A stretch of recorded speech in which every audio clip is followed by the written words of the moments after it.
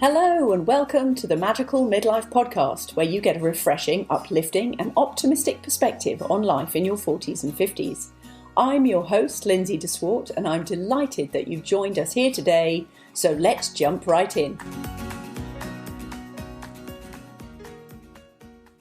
Good morning, and welcome to today's episode of the Magical Midlife. It's Lindsay here, and today I am really delighted to welcome a very special guest, a lady called Susan Sommers. And Susan is a health and fitness expert and describes herself as a distance walker. Susan and I met through Facebook, and she has already introduced me to something through walking, which has enriched my summer holiday with my daughter. So I am hugely grateful and delightful to welcome Susan today.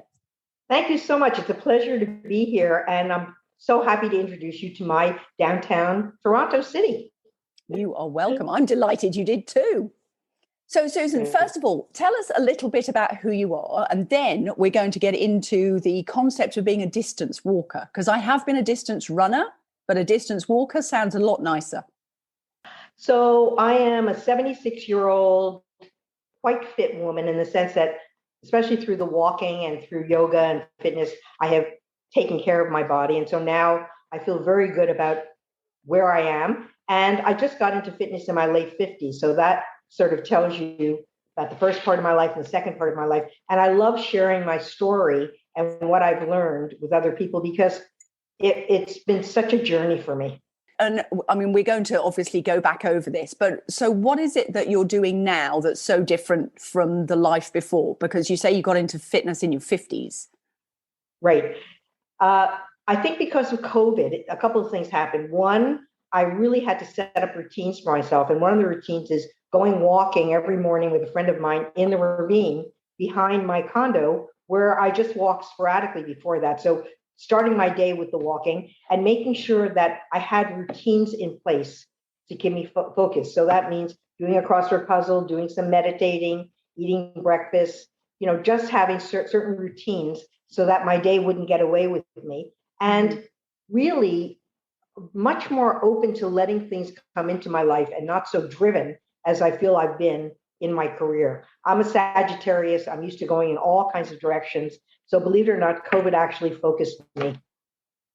Yeah, COVID had some very surprising results for people, didn't it? And it really was not all negative. Yes, exactly. So I'm just going to go back to you saying you started exercising in your 50s. What was your turning point? What made you realize that actually getting out and doing some exercise was a good idea?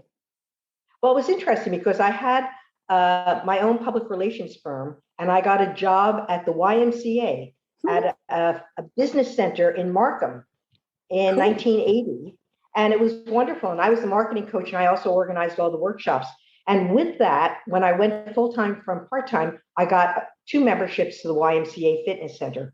And that was the one on Shepherd. So I started to go. It turned out that my husband, who grew up poor in Montreal, had never really been into fitness, but he became a runner and got into marathons. And I started to walk and do some weights classes. And that really was the beginning of me saying, maybe I want to go into a race. And that was my first race. It was a 5K walk race at the beaches in June of that year. So that's how I got into it. It was just a fluke, and I got it free. So that got me going.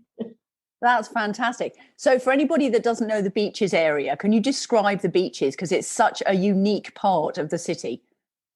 So it's downtown Toronto's East End, and it's just beautiful. It's got a boardwalk, it's got a beach, it's got wonderful water, it's got great restaurants. So for me, it was really it was in nature, which started me on my spiritual journey as well. So that was my first race.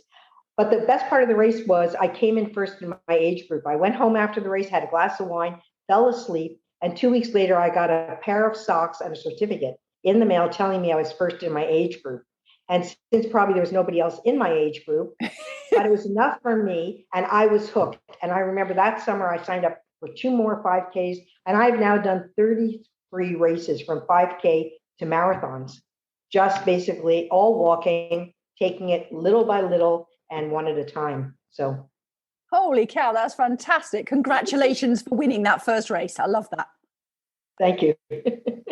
So can I ask you, because I've heard you say it and I find it very interesting. It's not about just the distance walking, is it? You've said you were a distance walker, but now it's more of a spiritual experience as well. Can you tell me more about that? What do you mean?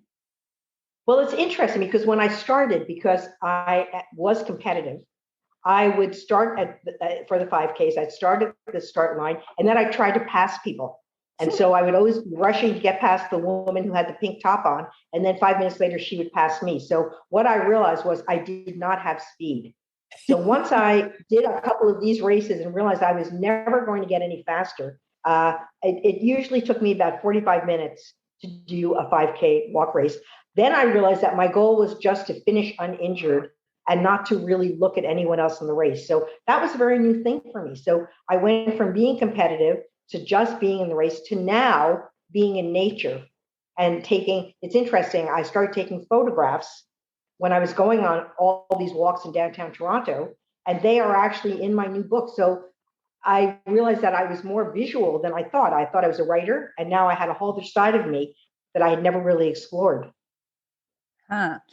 So what else have you learned about yourself? Because it's very easy to go from, and I've talked about this in other podcasts, going from point A to point B. And as you say, you're focused, you're on the thinking about the speed, the efficiency, and something happens when we actually kind of take one step in front of the other rather than just aiming on the focus of getting to the finishing point. What happens to you at that time? Well, it's interesting because what I realized is I have to do every step along the way, like the morning routine or with getting out the door. I talk to myself. And if I don't do those kinds of things, then I will skip one. And then it's a slippery slope because then I can often eliminate things or not bother with the meditating or whatever. So that's what I realized about myself, that I can't change my morning routine, and I have to make sure that I get my steps. Plus, I wear a Fitbit, which I absolutely love, which tracks my steps.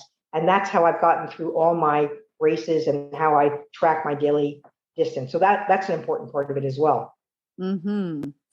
Now, can you tell us a little bit more about your experience? Because I know you did the virtual Camino Trail. So I'd always wanted to walk El Camino de Santiago, which is a spiritual trail through northern France and Spain. And the opportunity did not present itself. I didn't want to do it for 5 weeks.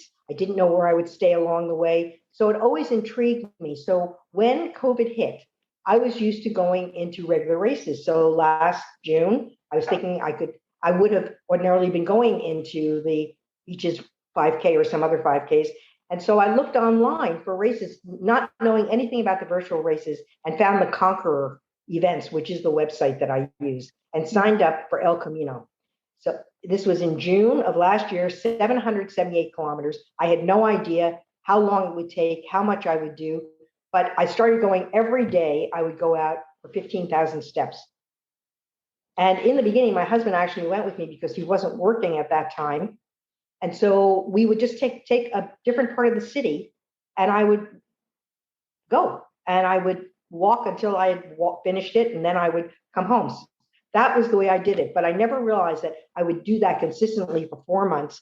But when I got the medal, it was so incredibly exciting to get this medal for doing this and a certificate. And along the way, they planted trees for me, etc. So I was really hyped. And then I started doing other ones. I've now done 4 of them.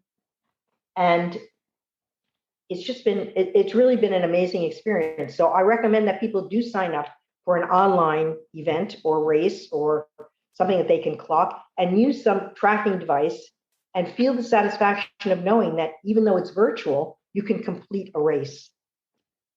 That's so cool. Now, they did do something to try and help you sort of have a bit more of an enriched experience as well, didn't they? What sort of things were they doing as you along the way for you?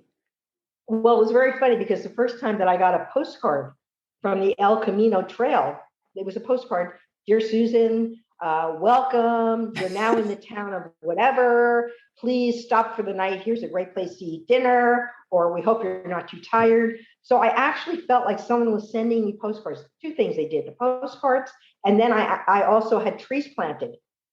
in my name along the way as I completed certain amounts of the course. And I must add that this is not a hugely expensive venture. Like, I think to sign up for these events, it was about $40, $35, $40. But along the way, I got the postcards, I got those things, and I got beautiful, beautiful medals, actually nicer than the ones that I get in the in-person races. So this, for me, made me say, oh, well, what else is there out there that I haven't done that I would like to complete? And so it's really gotten me, ready to do more. That sounds so cool. I'd love to meet, whoever came up with such a creative way of engaging people in walking through COVID. I mean, it's just genius the way that worked. Well, they probably have about 15 different routes now. So really things that you either have never done but wanted to do or wanted to know more about. It's an easy way to get the steps and also feel like you're achieving something. Yeah, seriously. That's really cool. I'm actually going to look into that, I think. Sounds awesome. Good.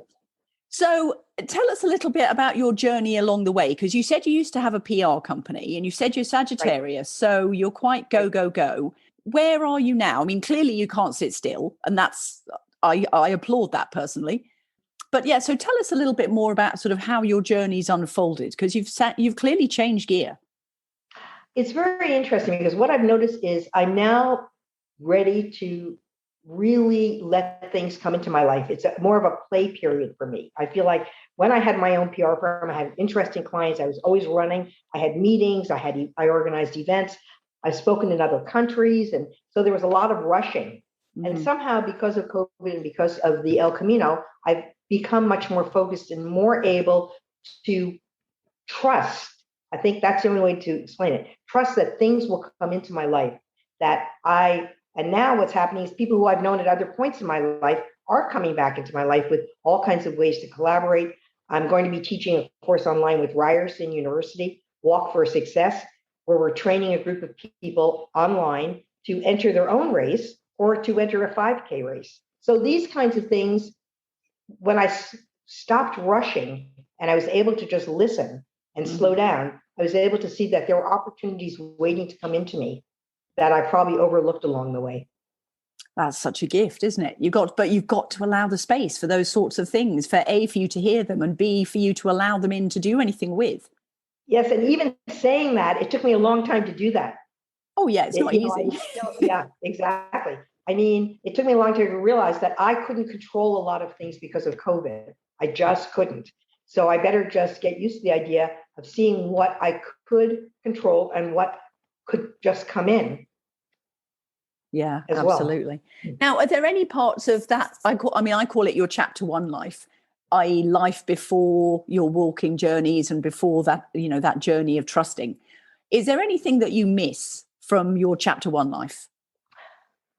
Not really. It's interesting because just giving you a little bit of background, I was overweight and short as a child, and the last one picked for the teams. And so I really didn't, even though my father taught me how to roller skate and ice skate and those kinds of things, I was self-conscious about the way I looked and started smoking at 16. I went through all those things, smoking and diet pills. And so really for me, when I was younger, I just didn't have the confidence in the way I looked or in my body.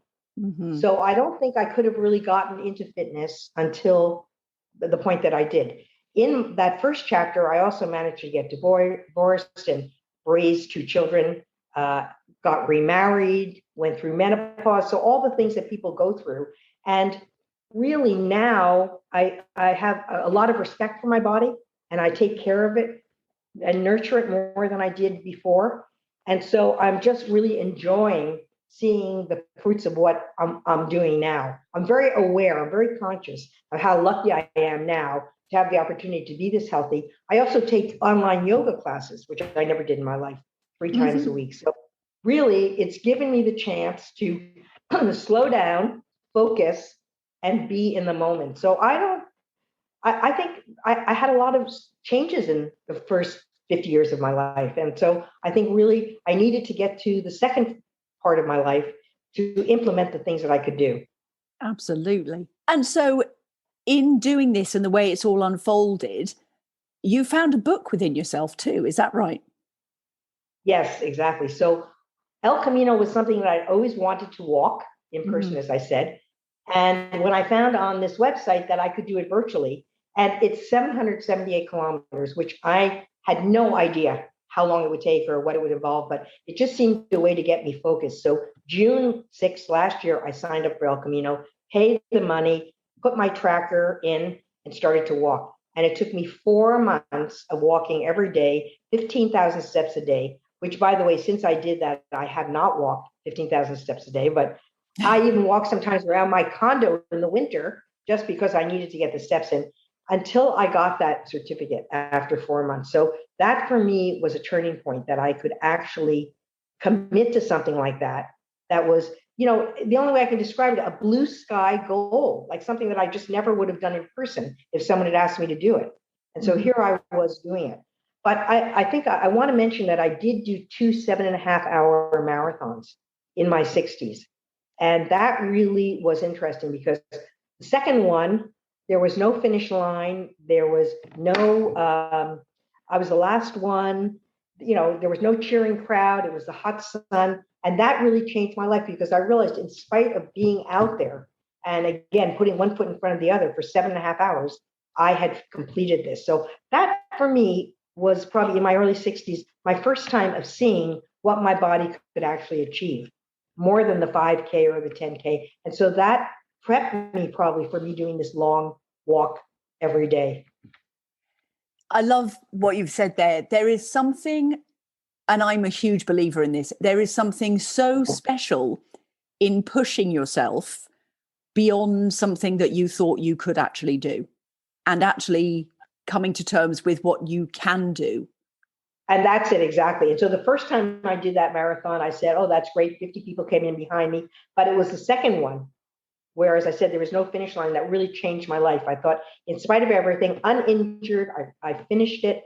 And so, yeah, that the doing El Camino was for me not just, but another challenge. It was something that I had no idea what it would look like at the end, but I wanted to start at the beginning. Yeah. That idea of having no finishing line, I think, is a lovely metaphor because it basically means that you took everybody else out of the equation and it became about you and what you could do. And me talking to myself and motivating myself and just, as I said, putting one foot in front of the other. So the same with this. I had no idea how long El Camino would take me or these other races, but I just knew that I needed to get out there and walk. And Mm-hmm. I'm not a cold weather walker. I don't like being outside. I don't like being cold. So I had to make sure that I was dressed. Sometimes I'd walk indoors in malls, whatever it took, sometimes just around the apartment. But I just committed to this and said, until I finish these races, I'm going to keep walking. Yeah. It kind of takes any, what do they call them? Like the chicken out gates, I think we used to call them in the theme parks. It just shuts all of those options because you're so focused on Yes, what it is you're going to do. And that level of focus, I actually think is hugely empowering because you've committed to it. And therefore, it's very easy to say no to distractions. exactly. And getting back to the book, the way the book evolved was, so now I'd done the physical walking and I'd always talked about how to prepare for races. But then I realized that I was walking for mental and spiritual strength, which I had Mm. never really looked at before. So the mental part of it, for example, when my mother had Alzheimer's and I'd go out to California and I'd go to visit her, I'd go for these long walks along trails and for my mind, just to quiet my mind. Mm. And then the spiritual side was when I started to go into the ravines and into these beautiful neighborhoods and taking pictures. So all of a sudden the book evolved from me saying I'm a physical walker who goes into races to now my story is physical, mental, and spiritual walking. So it was really a Mm. huge thing for me to look at the other ways in which I walk, which I just totally ignored. Yeah, absolutely. So tell me more about spiritual walking. That intrigues me. Well, I think when I would be out walking, I wouldn't really stop and notice things. Like I wasn't engaging all my senses. So that's what I tried to do now was really listen, look, smell, touch, be in the moment. Mm-hmm. And by the way, the only other time I can think that I was doing that was when I was preparing for those two marathons. Every Sunday when I would train for the marathons, I drive down to the waterfront, park my car, and just walk. Walk for Yeah. 3 hours, walk for 4 hours alone. And I think that was the only other time that I was just into my mind and what was around me. So this was really picking up from those two marathons when I was out there for these long 4 or 5 hours at a time. Now I was going out and being in nature and really being there, really noticing everything around me. Yeah. So that's how I feel about the spiritual. And there's something called forest bathing, which I talk about in the book. Love Absolutely. And the book talks about, which you can find on the internet, 50 ways to forest bathe. So really not only being in nature, but being aware of you in nature, right? So that you're focused. I'm not sure if it's such a great idea to go walking with headphones and music and that kind of thing for the kind of things that I'm talking about. I think it's really better just to put yourself in a space and let it soak into you.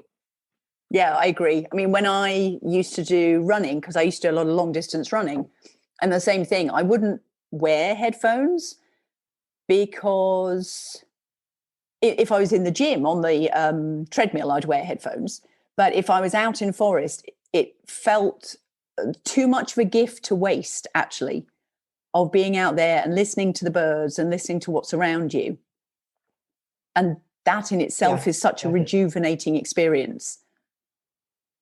Well, this is it. And, getting back to talking about the mental, one of the things that I have in the book, which I didn't even know about, is there's a big trend to walk meetings.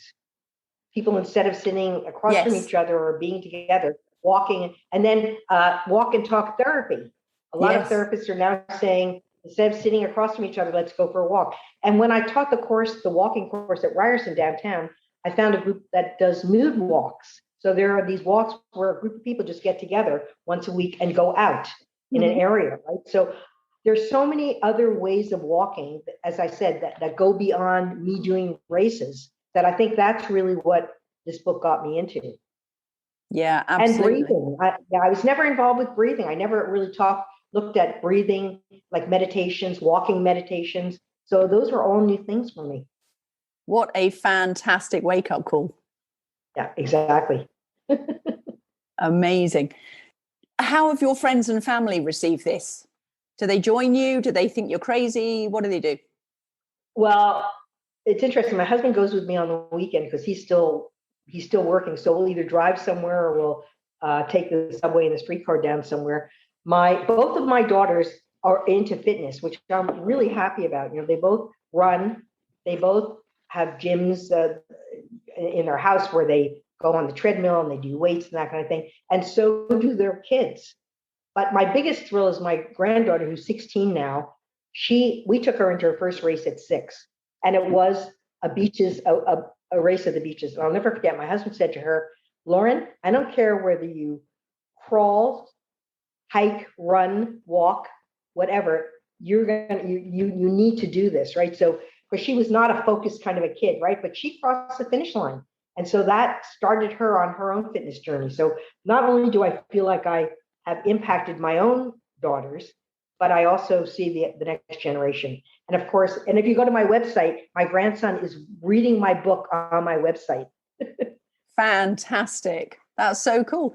The thing is, walking is a really easy way to get into fitness. Well, it's really interesting because I was always trying to lose weight and I was always trying to firm up. And now with the walking, I've changed my body just because I'm walking every day. It's very interesting that I didn't really think about that side of it. I was so obsessed with how much I weighed all the time, more or less, whatever. Now I see after over a year of doing it that I have totally changed my body and it's much stronger. Yeah. Just from walking, So yeah. And has it had an effect on your focus when you're like trying to focus on a project or something now? How do you find walking helps you? Well, that's interesting because, again, I told you I was a multitasker. I never would finish one thing. I would just have a lot of things going at once. And now I not only am I focused on one thing, but I'm conscious of it and I do it. And then afterwards, I, pride myself in the fact that I did it. So I actually am focusing and completing and then acknowledging. So that for me is new. I would just before I would just do it and go on to something else, or do more than one thing at a time. So I'm trying not to multitask now. Good for you. I love that because I think multitasking is a complete myth that sets us up for failure personally. Yeah, exactly. So I wouldn't finish one thing and I would start another thing and then I'd get distracted. I'm trying not to get distracted now. I'm trying to just be in the moment. And that's what the walking did for me, right? That I really couldn't do anything more than put one foot in front of the other. Yeah. Oh, well, congratulations. I love that story. So what walks do you still want to do? Or what is it you still want to do? Have you got more books in you, more walks in you? What's on the horizon? You know what? It's interesting because I don't really want to do another book at this point. It's this one combines memoir with the three things I told you, but some of the things on my list are I really want to travel more. Mm-hmm. And for a number of reasons. First of all, I want to do some walks, like in England and in Scotland and Ireland. I'd like to do those walks, right? Some of those beautiful walks. And I also want to speak. I want to speak more. I did a talk for International Women's Day in India. Wow. And yeah, and I'd like to do more talks and in other countries, where I can inspire people to walk. And then I also would like to do some retreats or some walking retreats in other places where you get a group of people together and you just try these different kinds of walks, that I talked about in my book. So really the travel is for me after COVID, the next thing that I'd like to do, and book launches, those kinds of things. But, and inspire, like I really want to inspire younger women because I said, like, I realize now that in my 40s and 50s, I really had a difficult time. And I think that that's a turning point for women. And had I started earlier, what I did in my late 50s, it would have been wonderful for me. If I'd found a tool like walking and embraced it and not been so self-conscious about my body, I think that would have been better for me. Fantastic. Okay. So because this is so much about that age that you've just talked about, what do you think you learned about yourself in that time? That sort of 50s age? Well, I've got to give myself credit because that was the time that I went through a lot of transitions. In my late 40s, I stopped smoking. I started my PR firm. I got divorced. So again, I didn't give myself credit for those things when I was going through them because it was just, those were things I was doing, right? But I think we just have to be more gentle with ourselves, right? We really have to say, just embrace ourselves. We have to really take care of your body as much as you can. Don't be so critical of yourself, and definitely don't be so critical of your body because I think that's what women really do. They beat up on themselves, and I gained a pound, I lost a pound, I ate that, I didn't eat that, and that was me. So that's what I think I would change is just being more forgiving and more accepting of myself. And in your the lessons you've learned about yourself with your walking and being more forgiving and trusting that things will come into your life, how has that changed your relationships? Or has it? Well, yeah, it's interesting because of the kind of work I did, the marketing work that I did, I was always pushing to get new clients, pushing to get new projects, wanting to be out there networking. I mean, that was my life. And now, especially with Facebook, I found just what you said, like just being on Facebook and posting either pictures of where I've been or some information about what I plan to do or questions for other people. Not only have I met incredible new people, but I can't tell you between Facebook and LinkedIn how many people I've reconnected with. And so I think that's what's really happened to me. It's very interesting that online has reconnected me with people that I worked with at the Alzheimer's Society who are now in their 40s and 50s, or maybe 50, who I had totally lost touch with and who I didn't want to lose touch with, but I moved on, right? Mm-hmm. So that's what's happened to me with the online community is I now have met new people and had new ideas for things that I could do in the future and inspired other people and have had other people inspiring me. So yeah, so it's just another part of my journey. Fantastic. I mean, I've reconnected with old school friends and things through COVID and online, and because people had time that they don't normally have.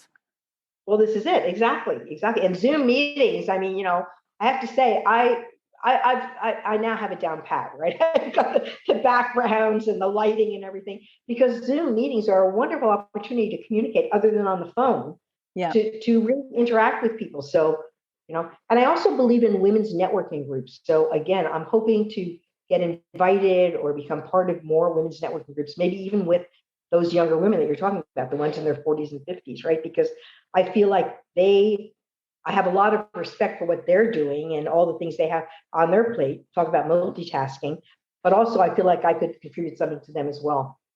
Yeah, absolutely. Okay. Well, I tell you what, after this, because I've done a lot of networking up here, where I am, if there's anybody I can connect you with, I will give thought to that and send them over to you. Wonderful. Wonderful. Yeah, absolutely. So how can people find you? How can they see your posts that you're now doing? Because that's exactly how I found you. And that's exactly how I had a fantastic day out with my daughter on Friday, based on some of the things that you posted about walking in the city of Toronto. Well, they can join my Facebook community, or I'm on Facebook, I'm on LinkedIn, and also they can find my website, my website, which I love, which is powersourceforwomen.com. And through the website, they can learn a lot more about me and what I'm offering. And also they can buy my book. My book's also, there's a Kindle version that's available as well. So yeah, so those are some of the ways, or email me, susan@susansommers.ca. Fantastic. Okay. And it's Sommers as in SOMMERS. Yes, MERS.ca. Yeah, I would love to hear from some of the people who are listening to this and their response. Yes, absolutely. So yes, please do reach out to Susan. That would be fantastic, because I truly believe in the power of walking. And I love that it has been such a journey for you, because with the work that I do, I'm very much about bringing the physical aspect into transformation, because we learn so much, as you've said, we learn so much about what we can do, about our bodies, about self-acceptance, about trust. So everything you said, Susan, I totally support and agree with. Well, I used to dismiss walking. I used to think that it was just a way to get from point A to point B, right? And so I tried running and I couldn't run because my body wasn't built for that, right? So it made me go back to the walking. And now I see how incredible it is in so many ways, and you don't need equipment. You just literally walk out the door, put on a pair of shoes, and it's just an easy, cost-effective way for your mind, body, and spirit, really. Yeah. And also a great way to connect with people. Yes, exactly. Like I might at some point do some walking tours of downtown Toronto, because to show people some of those places, like you said, places that I know, that I've found, like graffiti. There's incredible graffiti downtown. And people keep saying to me, where did you find that? Where was that? So, at some point I can see myself doing those kinds of things as well. Fantastic. I'm going to keep a lookout, because that would be a great way, because I do not know Toronto in the way I would like to. Right. Well, I lived in Thornhill for 20 years, so. Okay, so Toronto, yeah, a nice change from that. Excellent. Okay, Susan, I'm going to wind it up there. Is there any final message that you've got for people about starting their journey walking? Well, I think it's really just one step at a time. I think you just start. As I said, get some kind of a tracking thing and start with open the door and walk out. So walk out for 30 minutes, walk out for 20 minutes, and then walk again a couple of days later, and then find a walking group and walk with other people. Sometimes what people do is they walk and then they go for coffee somewhere. So whatever would motivate you to get out and move, that's what I think it's about. Just find your passion, find what's going to work for you. Yeah, absolutely. Susan, it's been so joyful talking with you. Thank you so much. Well, thank you so much for inviting me. I just loved it. Oh, awesome. Excellent. So just to close today, as I say, please go and check out Susan's Facebook page, her group, and her website. And just remind me the name of your website, Susan. powersourceforwomen.com. Okay, powersourceforwomen.com. Awesome. And while you're checking out websites, please take a look at soulfuladventureliving.com, which is our website, and you can get access to other podcast episodes on there too. Please share this podcast with people who are also in their magical midlife, who you might think will benefit from this and will enjoy it. and keep coming back for more episodes and for more lovely guests just like Susan. And thank you for this podcast and the other podcasts which I've listened to, which are wonderful. Oh, thanks so much, Susan. It's been joyful. Okay, I will see you next episode. And as I say, go and check out Susan's stuff. And thanks again for listening. Thank you.